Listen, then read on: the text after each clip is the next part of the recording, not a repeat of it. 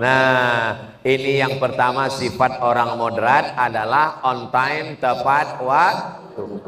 Saya dulu waktu kuliah di Maroko. Ustadz di mana kuliah? Maroko. Maroko itu dekat dari Maroke, Pak Ustadz.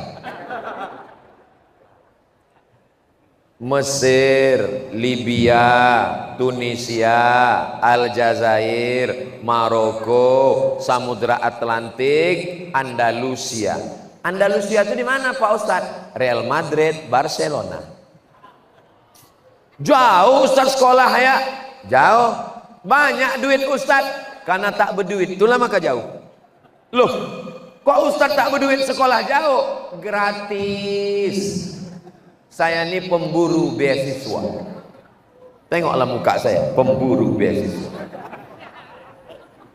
Jadi ketika kuliah dulu, kalau dosen masuk pintu, kita di belakang, tak dikasihnya masuk. Masuk dia di belakang, roh, tak boleh masuk. Maka dosen datang, kita sudah siap semua. Begitu saya pulang, saya mau menerapkan seperti dosen saya dulu. Jam 8 saya duduk di kelas, saya sendiri, tak ada yang lain. Tidak ada waktu yang kosong. Berangkat dari rumah jam 7, masuk kantor jam 8, pulang jam 4 sore. Ada pekerjaan, tanya, mudahkan urusan orang. Mengurus apa? Disduk Capil. Mengurus KTP, mudahkan urusan orang supaya dimudahkan Allah urusan kita hari kiamat. Amin. Saya ngantri lama lah saya ngantri urusan ini di kantor. Saya heran kenapa lah pegawai di muka itu tak mengurus. Saya intip, udah dekat-dekat saya intip, rupanya menembak musuh yang tak mati-mati.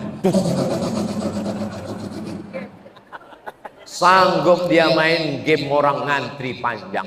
Ini tidak ada di Sarolangun. Di Sarolangun ini orangnya moderat semua. Orangnya semuanya tidak ada waktu yang kosong. Selesai di kantor pulang ke rumah, membantu istri. Jam 5 si bapak sudah siap dengan motornya. Istrinya bertanya, abang mau kemana bang? Jangan kau tanya kemana aku pergi.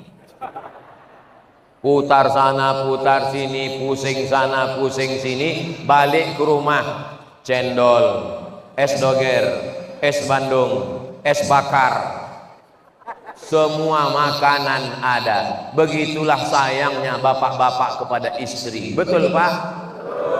Betul pula kata orang. Tidak ada waktu yang kosong. Yang ketiga, yang pertama tepat waktu. Yang kedua, tak ada waktu yang kosong, semuanya berisi. Yang ketiga, mampu mengendalikan hawa nafsu. Pulang ke rumah habis pengajian subuh, tidur sebentar, hari libur, hari Ahad, bangun, ada gulai asam pedas, ada ikan goreng, jangan bayangkan, menetes air dulu. Ada tempoyak, ada bakwan, pintu ditutup, jendela dikunci, bini belanja, anak keluar sendirian. Ada orang Sarolangun yang mau makan? Kenapa? Karena saat itu dia adalah orang yang sedang merasakan diperhatikan Allah. Orang moderat itu dia selalu bisa mengendalikan hawa nafsu. Istri itu halal apa haram? Apa pula halal bini orang? Istri bapak nikah sah, rukunnya jelas, ada walinya. Bini bapak itu halal apa haram? Halal. Tapi di siang Ramadan mau bapak dekat-dekat dengan dia? Tidak. Kenapa? Karena bapak bisa mengendalikan hawa nafsu. Kalau ke istri sendiri aja bisa, apalagi ke bini.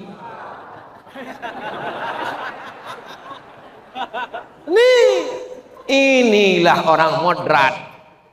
Orang moderat itu Kalau tak bisa mengendalikan hawa nafsu, apa beda dia dengan apa beda dia dengan binatang? Binatang itu tidak ada beda bini dia sama bini kawan, dihantamnya semua. Tapi orang beriman, ini anak, ini kawan, ini bini, ini sekantor, ini sahabat, ini satu sekolah, mengendalikan hawa nafsu.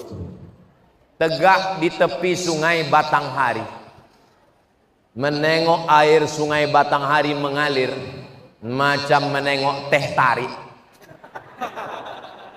Berdiri di atas jembatan nengok ke bawah macam menengok teh botol. Ada orang Sarolangun mau minum, mengendalikan hawa nafsu. Ini orang moderat, ini namanya moderat. Ada kawan saya Pak Ustadz tak bisa mengendalikan hawa nafsu. Itu bukan moderat, itu mudorot. Moderat sama mudorot ini beda-beda tipis. Ada semangka, ada kurma, ada bakwan, ada tahu mendoan. Ketika azan berkumandang, yang diambilnya kurma. Allahumma laka sumtu wa bika amantu wa ala rizkika aftartu bi rahmatika arhamar rahimin. Dimakannya. Begitu selesai makan 1, 3, 5 langsung ke masjid. Yang ganjil-ganjil 1, 3. Kau ku tengok macam udah kekenyangan. Kenyang Pak Ustadz. Berapa yang kau makan? Ya sesuai petunjuk Ustadz. 1, 3, 5. Tapi kenapa kenyang kali? Ya 3 kotak Pak Ustadz. Tidak mengendalikan hawa nafsu. Islam tidak menghilangkan hawa nafsu. Bapak punya hawa nafsu? Punya. Ibu ada hawa nafsu? Ada. Islam tidak menyuruh kita membuang hawa nafsu. Makan, kulu, makanlah. Minum, wasrabu, minumlah. Wala tusrifu, jangan berlebih-lebih. Allah Ustaz Somad itu ngomong aja, katanya jangan berlebihan, tapi dia berlebih-lebihan. Tadi waktu di Masjid Singkut bajunya putih, sekarang di sini udah pakai baju baru lagi. Ini dikasih orang guys. Kalau kita dikasih orang, bajunya kita pakai atau kita buang? Kalau dikasih orang, pakai, tunjukkan supaya senang dia menengok. Pas ditengoknya, oh ternyata baju yang ku kasih tadi dipakai Ustaz Somad, senang dia. Coba kalau saya pakai baju putih juga di sini, apa kata yang ngasih? Mak, jangan-jangan dijualnya baju tadi. Wa amma bi ni'mati rabbika fahaddis. Kalau dapat nikmat ceritakan. Maksudnya ceritakan, tunjukkan. Ini nikmat. Sorban saya tadi disingkut diminta orang, saya kasih.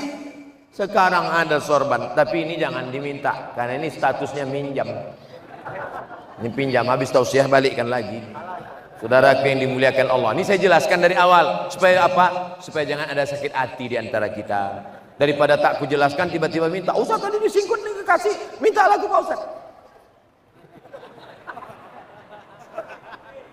Sallallahu ala Muhammad, sallallahu alaihi wasallam, sallallahu ala Muhammad, sallallahu alaihi wasallam. Ya Nabi salam alaika, ya Rasul salam alaika, ya Habibi salam alaika, salawatullah alaika. Berikutnya yang ke orang moderat bisa bekerja sama dan sama-sama bekerja. Apakah acara tablik akbar ini bisa sendirian? Makanya yang bekerja sama tengok Basnas, Badan Amil Zakat Nasional Kabupaten Sarolangun. Anda belum bayar zakat, bayarkan segera ke Basnas Sarolangun. Ingat, malaikat maut sudah dekat. Pejuang subuh Sarolangun. Masya Allah, anak-anak muda pejuang subuh, takbir. Pas zuhur hilang. Pas ditanya, kau pejuang subuh Sarolangun? Iya. Zuhur asar kenapa tak ada? Saya kan subuh aja. Sholat yang paling berat sholat apa? Kalau subuh aja dia bisa datang, apalagi zuhur dan asar. Memang dia kemarin naik motor, tapi dibuat naik kuda sih. PT Khairul Umam Ad-Dauli, penyelenggara resmi haji dan umroh. Anda mau berangkat haji dan umroh, daftarkan segera ke Khairul Umam. Ingat, kuota terbatas. Itu lambang apa pula itu? Itu UAS, Ustadz Abdul Somad SPDI. Ada di Sarolangun. Sebelah lagi apa? JFC. Ini Jambi Madani Center. Sebelahnya lagi apa? Pesantren Darul Ihsan. Anda khawatir anak Anda kena narkoba, anak Anda ke perempuan-perempuanan LGBT bencong, anak Anda pakai sabu-sabu ngisap ganja lem kambing, anak Anda mabuk pakai spiritus campur kopi. Daftarkan segera ke pesantren Darul Ihsan sebelum tanggal penutupan berikut ini. Bekerja sama, maka terwujudlah acara ini. Orang moderat, tidak egois, tidak sendirian, bersama-sama. Makanya di bulan Ramadan semuanya bersama-sama. Salat tarawih sendirian apa berjamaah? Berjamaah. Witir sendirian apa berjamaah? Tadarus sendirian apa sama-sama? Iktikaf 10 terakhir sendirian apa sama-sama? Kita menjadi orang yang bisa bekerja sama. Yang tampil di atas ini protokol, ketua panitia, qori pembaca Quran, Ustadz Somad. Tak ada tadi diminta sama protokol. Berikut ini mari kita dengarkan kata sambutan dari teknisi mikrofon. Tak ada. Padahal dialah yang paling berperan dalam acara ini. Kalau sempat dimatikannya,